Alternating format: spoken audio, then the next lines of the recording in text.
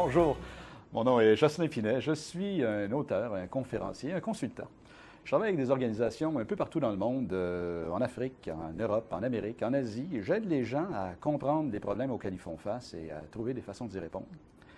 Je dirais que mon métier m'amène à travailler avec des gens dans toutes sortes d'industries. Ce sont des gouvernements, des entreprises qui font des ventes de produits laitiers frais, ils vendent des voyages en avion, de l'assurance, des services bancaires.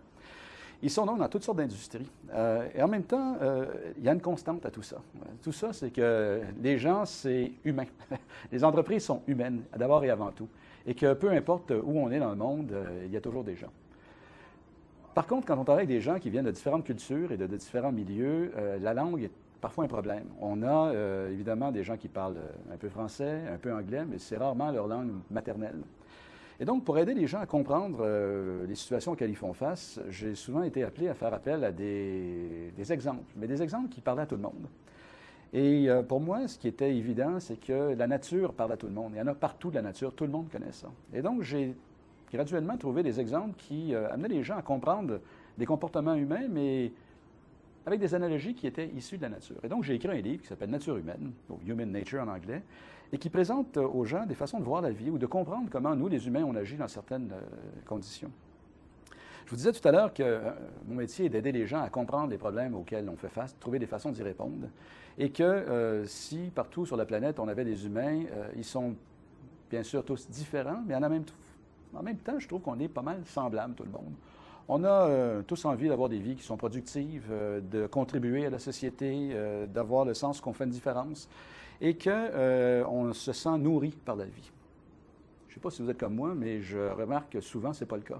On a plutôt l'impression que c'est la vie qui nous mène et que ce n'est pas nous qui menons notre vie. Et ça, ça me semble assez universel. On a souvent des difficultés à comprendre comment se poser dans la vie, comment atteindre ce qu'on veut, comment répondre, je dirais, à des envies qui sont assez profondes chez nous, les humains. Je pense qu'un des problèmes, c'est qu'on n'ose pas beaucoup. Je vous donne un exemple, ça va être plus facile à comprendre. Imaginez, on a une salle, le Capitole, Place des Arts, 2000 personnes dans une salle, je suis sur scène, caméra, lumière, écran, et je demande un ou une volontaire. Mettez-vous à la place des gens dans la salle, il faut imaginer qu'il n'y a pas de foule. Des adultes, ils vont regarder leurs ongles, leurs pieds, ils s'intéressent aux voisins tout d'un coup. Je peux demander ça 4, 5, 6, 7 fois. Ça peut prendre 1 minute, des fois 2 minutes. Et je dis que je ne peux pas continuer ma présentation tant que je n'ai pas un ou une volontaire qui se joint à moi sur scène. Et fini, évidemment, il peut y avoir un brave qui vient éventuellement et qui monte sur scène. Et à ce moment-là, cette personne-là, je lui demande son nom, je la présente, je lui donne un cadeau et je lui dis merci, c'est tout, vous pouvez descendre. Les gens restent un peu l'air bête en disant c'est tout. Je dis oui, c'est tout. Évidemment, dans la salle aussi, on a un petit air perplexe. C'était ça? C'était pour me faire donner un cadeau? Alors, je pose la question, puis je vous la pose à vous aussi. Qu'est-ce que vous auriez fait, vous, si j'avais demandé un ou une volontaire? Je peux imaginer que, comme la plupart des gens, vous seriez resté assis sur votre chaise. Pourquoi? Bien, la plupart des gens disent qu'est-ce qui va m'arriver? Je ne veux pas avoir l'air fou, je ne veux pas être ridicule, moi j'ai peur d'être en public. C'est la plupart des réactions qu'on a, les humains. Parlons de la même situation. Sauf qu'au lieu d'avoir des adultes devant moi, j'ai des enfants qui ont 7 ans, 8 ans, 9 ans. Qu'est-ce qui arrive quand je demande un ou une volontaire? Moi! Ils veulent tous venir en même temps. Je dis non, les amis, là, juste un. Qu'est-ce qui arrive entre l'âge de 7 ans et l'âge de 27 ans? Dans la vie, tu apprends que quand tu lèves ta main pour te porter volontaire, pour prendre une chance, des fois, ça fait mal. Et que tu réalises que, oups, j'aime pas ça prendre des chances parce que ça me blesse. Je te donne un exemple personnel. J'étais très bon à l'école primaire. J'avais des 90, 95, 100 dans mes notes. Et j'étais toujours donc le premier à lever la main pour répondre à une question du professeur. Un jour, classe de mathématiques, 5e année, je m'en souviens comme si c'était arrivé ce matin, le professeur demande 6 fois 7. Et je lève ma main comme toujours en premier. Oui, Jocelyn. Et là, je réponds 48.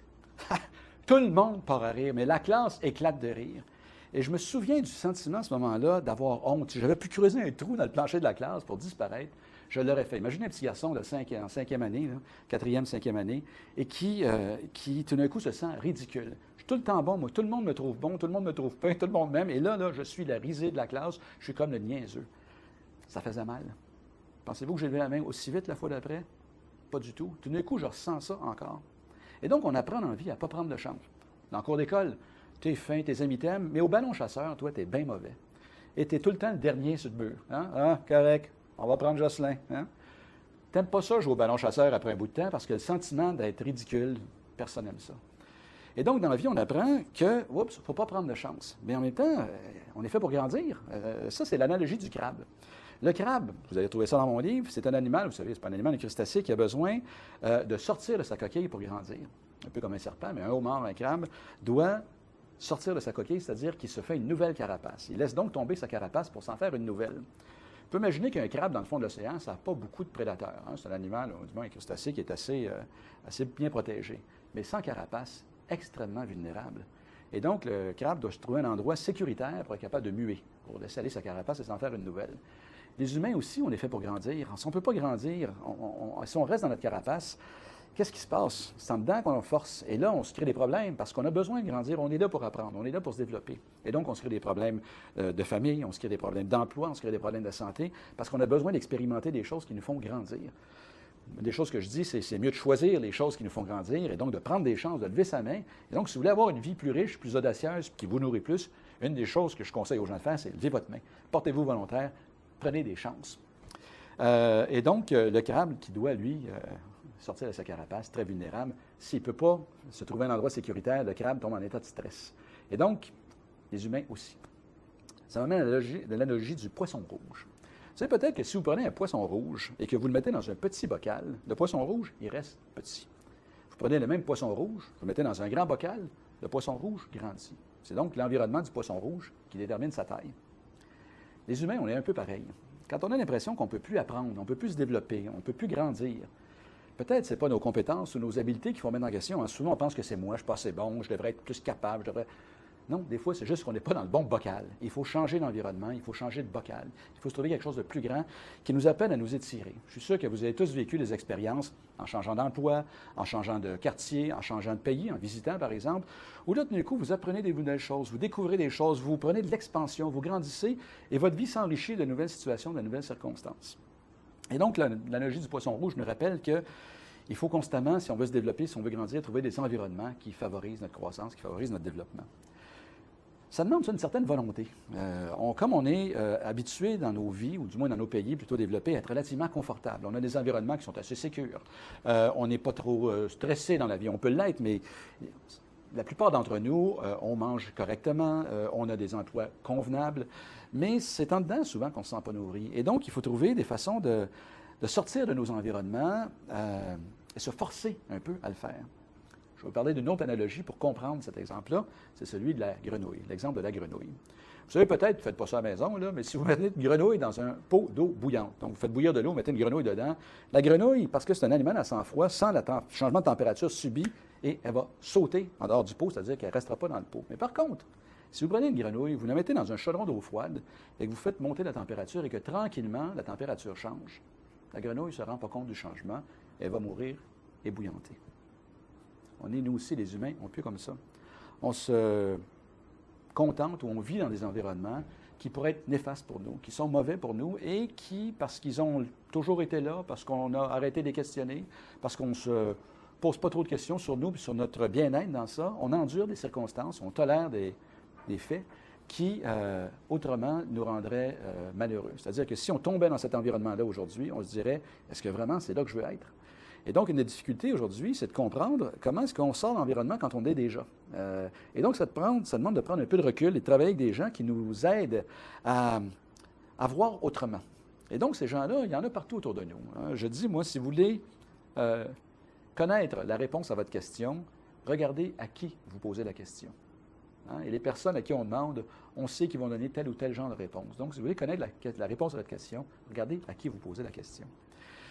Les humains, on est des gens, on communique. On communique toujours, on le fait en parole, on le fait en geste, on le fait en étant les uns avec les autres.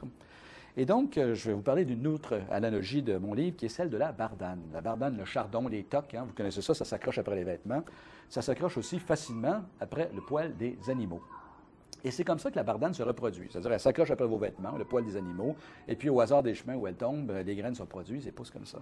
Mais les humains aussi, on se sème. Évidemment, ce n'est pas des graines qu'on sème, mais ce sont des idées. Hein? Donc, les gens qu'on rencontre, on échange avec eux, on plante des idées chez les autres, et les autres en plantent chez nous, et on part avec ça. Et donc, si on veut changer de façon de voir, il faut regarder qui est-ce qui cultive notre jardin.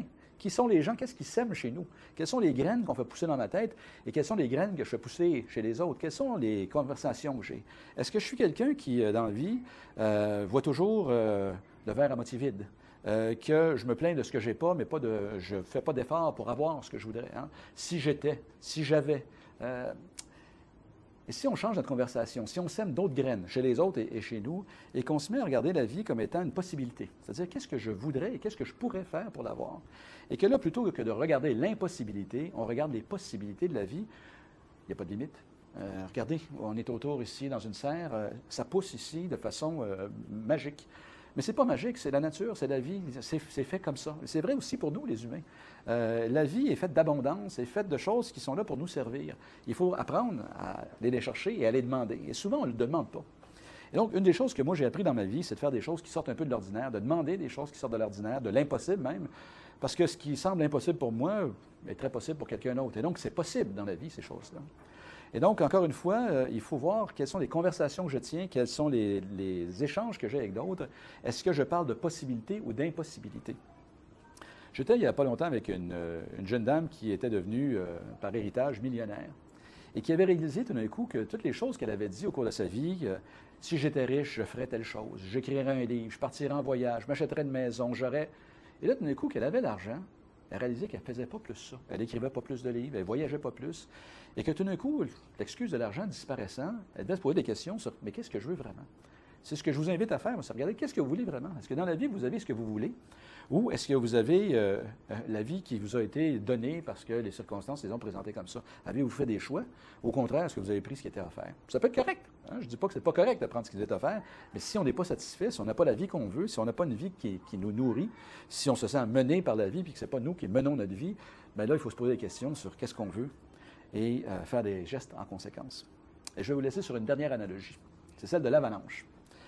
Vous savez que si vous regardez une photo d'une montagne avec une avalanche se déclenche, c'est parfait. Tout est stable. Il n'y a absolument aucun signe d'une avalanche et de la catastrophe qui va se passer dans les minutes qui vont suivre. Mais ça prend des fois un petit changement de température, un son, un skieur qui passe, un petit geste de plus et tout d'un coup, ça déboule. Dans nos vies aussi, c'est comme ça. On a l'impression des fois qu'on fait des efforts et qu'on fait des efforts et qu'on recommence et qu'on reprend et que ça ne change rien. Des fois, il faut en faire juste un peu plus. On ne sait jamais quand ça va se passer. Ce que je vous encourage, moi, puis ce que je fais dans ma propre vie, c'est de dire, je ne sais pas quand ça va arriver, mais j'arrête d'avoir ce que je veux quand j'arrête de faire les efforts pour l'avoir. Hein? Si je suis convaincu que c'est possible, je continue à faire ce qu'il faut. C'est quand ça devient impossible dans ma tête que ça commence à être impossible. Et donc, l'analogie de l'avalanche, c'est ça. C'est je continue ou continuons à faire des choses qui sont dirigées vers ce que je veux et éventuellement, ça finit par arriver. Je vous laisse là-dessus. Ça a été un plaisir. Merci.